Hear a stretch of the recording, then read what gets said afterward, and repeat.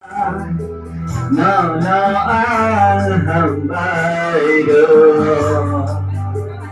lần sang nó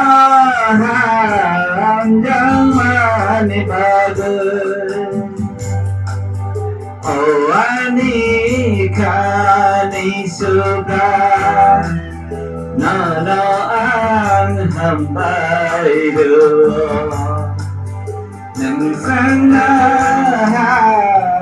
giang mà ni bagus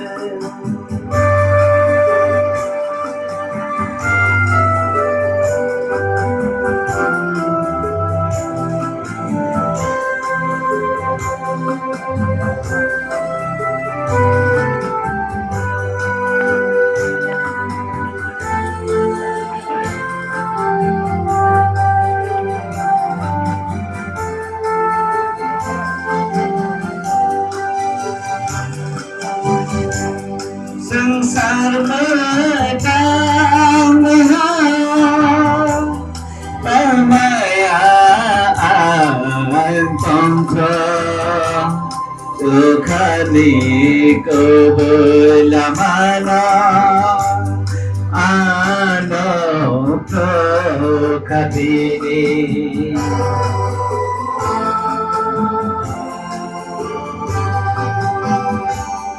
Salmana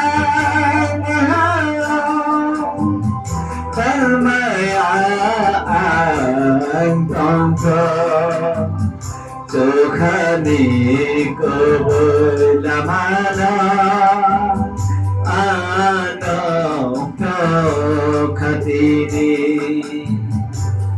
O ani khani shuka nó an hàm bay đường nâng sáng na hàng giang mà đi ba người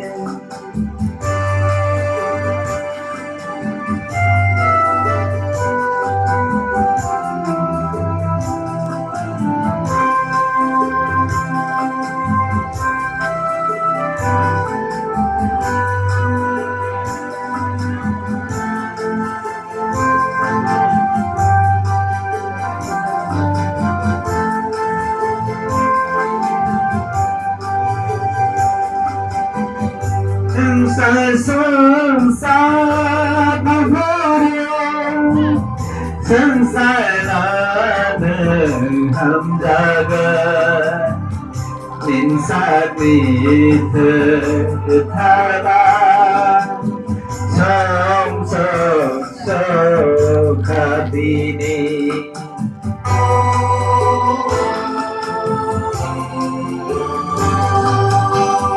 संसार संसार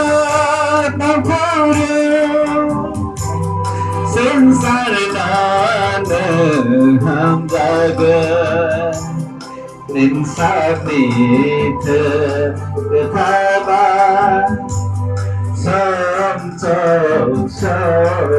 खदीनी ओ ani khani suka nó an hàm bay đường nâng xây na hàng giang mà ni ba đường